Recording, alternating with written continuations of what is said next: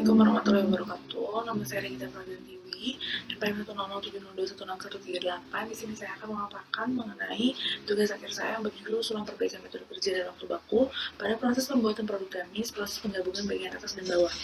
Saya merupakan mahasiswa program studi teknik industri Fakultas Teknik. Di sini saya bersama kedua pembimbing saya menyusun tugas akhir ini. Pembimbing yang pertama adalah Ibu Eri Akira Yeniwati, STMM ITM, dan pembimbing yang kedua adalah Ibu Hirawati Umar, daerah MT. Pembahasan selanjutnya adalah perbaikan metode kerja dapat dilakukan dengan menerapkan prinsip ekonomi gerakan. Jadi prinsip ini selalu memperhatikan gerakan-gerakan yang dilakukan oleh operator, bahwa operator harus bekerja dengan menggunakan kedua tangannya secara bersamaan. Penerapan prinsip ini sangat bermanfaat jika diadopsi pada pekerjaan yang dominan dikerjakan menggunakan tangan, salah satunya pada industri garmen, yaitu pada CV Wirautama Garmen Manufaktur. Berdasarkan pengamatan awal yang telah peneliti lakukan, terdapat adanya perbedaan metode kerja yang dilakukan oleh operator bagian sampel dan operator bagian sewing yang menyebabkan waktu yang dihasilkan dalam proses pembuatan satu produk gamis berbeda. Dari penelitian ini adalah yang pertama, mengidentifikasi dan mengetahui metode kerja atau cara kerja pada bagian sampel dan bagian sewing line 1. Lalu yang kedua adalah mengidentifikasi dan mengetahui bagaimana tata letak komponen pada bagian sewing line 1. Yang ketiga adalah memperbaiki metode kerja dan merancang ulang tata letak untuk bagian sewing line 1. Tersusun dari 16 komponen. Ada bagian belakang atas, yoke 1, lapisan 1 zipper, lapisan 2 zipper, ada zipper, bagian depan atas 1, bagian depan atas 2, bagian depan bawah, komponen tambahan leher, tutup zipper, komponen ujung leher, saku bobok, bagian belakang bawah, bagian belakang tangan, bagian depan tangan, dan juga karet tinggi. Itu tahapan pengolahan data. Jadi tahapan pengolahan data yang dilakukan adalah menguraikan gerakan seluruh operator bagian sewing line 1, melakukan perhitungan waktu baku pada kondisi aktual bagian sewing line 1 dengan menggunakan stopwatch sebanyak 35 kali, dan waktu yang telah didapatkan itu diuji keseragaman dan diuji kecukupannya. Lalu selanjutnya adalah mencari waktu baku untuk tiap-tiap elemen gerakan yang telah dilakukan oleh operator. Lalu langkah selanjutnya adalah melakukan perbandingan antara waktu baku yang ditetapkan dengan waktu baku capaian pada bagian sewing line 1. Di sini saya menampilkan untuk operator 7 karena salah satu proses yang paling rumit dan memakan waktu yang banyak adalah proses penggabungan bagian atas dan penggabungan bagian bawah yang dilakukan oleh operator 7. Di sini terdapat jumlah gerakan operator yaitu sebanyak 73 kali, dan terdapat gerakan menganggur atau idle atau kegiatan idle, tangan kirinya tidak ada kegiatan idle dan tangan kanannya melakukan kegiatan idle atau menganggur sebanyak 16 kali. Untuk operator 7 yaitu operator yang melakukan tugas untuk menggabungkan bagian atas dan bagian bawah itu juga berpengaruh terhadap gerakan kerja yang dilakukan oleh operator dalam menjahit pakaian. Komponen yang akan dijahit oleh operator terletak dengan posisi yang jauh dari badan operator, sehingga operator harus beranjak dari tempat duduknya untuk menjangkau komponen yang akan dijahit. Nah, gambar di samping ini merupakan penggambaran tata letak komponen dari operator 7 dalam keadaan aktual.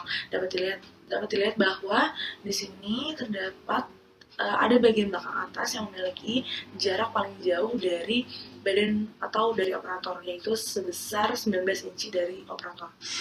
Nah, jadi perbaikan dilakukan agar cara kerja atau metode kerja operator pada bagian sewing line 1 sesuai dengan prinsip ekonomi gerakan, sehingga dapat meminimalisir waktu yang dihasilkan dalam proses pembuatan produk gamis.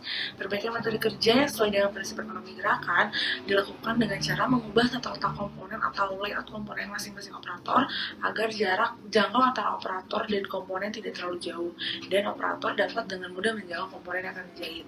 Nah, lalu dengan perbaikan metode kerja ini juga waktu baku yang dihasilkan oleh operator bagian sewing line 1 itu dapat mendekati waktu yang dihasilkan pada bagian sampel. Maka dari itu tadi di awal kita membahas mengenai pengidentifikasian antara gerakan yang dilakukan oleh operator bagian sampel dan gerakan yang dilakukan oleh operator bagian sewing line 1. Di situ bertujuan untuk membandingkan apakah dari gerakan yang dilakukan oleh operator bagian sewing line 1 dan bagian sampel terdapat perbedaan. Nah, ternyata terdapat perbedaan. Maka dari itu waktu dihasilkan pun terdapat perbedaan antara waktu yang dihasilkan bagian sewing line 1 dan juga bagian sampel. Maka dari itu dilakukanlah perbaikan metode kerja yang menghasilkan jumlah gerakan operator aktual untuk operator 7 sebanyak 73 kali gerakan. Maka setelah dilakukan perbaikan terdapat pengurangan jumlah gerakan yang dilakukan oleh operator, yaitu sebesar 60 kali gerakan. Jadi terhitung terdapat 13 gerakan yang tereduksi dari gerakan kondisi aktual tersebut. Nah, dari situ karena gerakannya berkurang, maka secara otomatis waktu yang dihasilkan oleh operator pun semakin berkurang gitu. Jadi menghilangkan gerakan-gerakan atau kegiatan idle yang dilakukan oleh operator. Selain melakukan perbaikan metode kerja, untuk mengurangi waktu baku yang dilakukan oleh operator, untuk mereduksi waktu baku, itu harus juga dilakukan perbaikan pada tata letak komponen yang terdapat pada bagian sel lain satu, yaitu contohnya untuk operator 7. Jadi di sini jarak antara komponen dan operator menurut Logic Lewis tahun 2003 dapat dikatakan normal apabila antara operator dan komponen memiliki jarak jangkau sebesar 1 sampai dengan 15,8 inci, sedangkan untuk maksimal jarak jangkau antara operator dan komponen adalah sebesar 15,8 sampai dengan 24,3 inci.